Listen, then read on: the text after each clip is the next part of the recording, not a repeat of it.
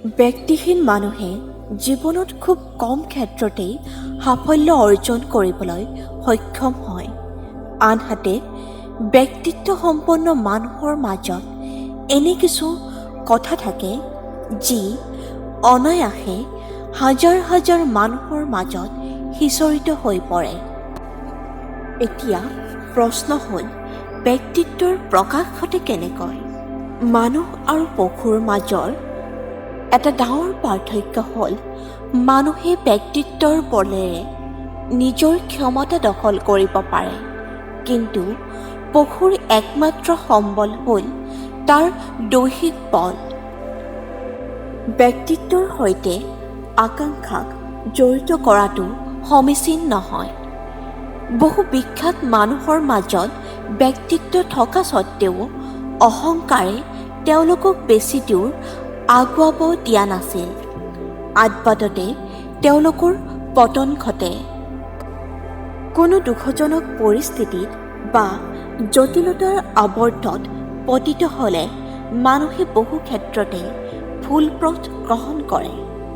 তেনে পৰিস্থিতিত ব্যক্তিত্ব বা সাফল্যই ভালেখিনি সঠিক পথ অৱলম্বন কৰাত সহায় কৰে। তাৰ বাবে প্ৰয়োজন বাস্তৱ বুদ্ধি আৰু সঠিক পথ গ্ৰহণৰ ক্ষমতা। সবল ব্যক্তিত্বৰ লগতে জীৱনত সাফল্য লাভ কৰিবলৈ আৰু এটা বস্তুৰ প্ৰয়োজন, সি হ'ল মানসিক শক্তি। মানসিক শক্তিয়ে এজন মানুহক সঠিকভাৱে পৰিচালনা কৰে। এজন ব্যক্তিৰ সাফল্য অসাফল্যৰ ভালেখিনি নিৰ্ভৰ কৰে এই মানসিক শক্তিৰ প্ৰাবল্য অপ্ৰাবল্যৰ ওপৰত। ব্যক্তিত্ব প্ৰকাশৰ লগত শিক্ষাৰ কিবা সম্বন্ধ আছেনে? কিছু পৰিমাণে অৱশ্যেই আছে, কিন্তু বহু ক্ষেত্ৰত দেখা গৈছে যে প্ৰকৃত পুথিগত শিক্ষা নোহোৱা সত্ত্বেও অগণন মানুহৰ বলিষ্ঠ ব্যক্তিত্ব গঢ় লৈ উঠিছে।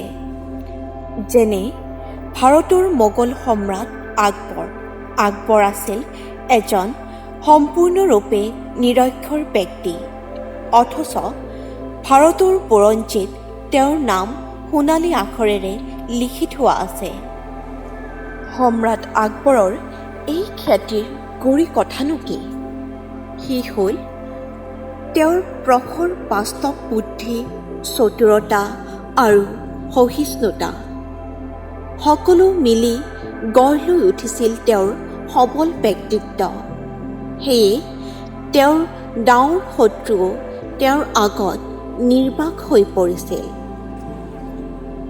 ব্যক্তিত্ব এনে এটা শক্তি যাৰ প্ৰকাশত মানুহ ক'ব নোৱাৰাকৈয়ে বশ হৈ যায়, কিন্তু এই ব্যক্তিত্ব লাহে লাহেহে গঢ় লৈ উঠে।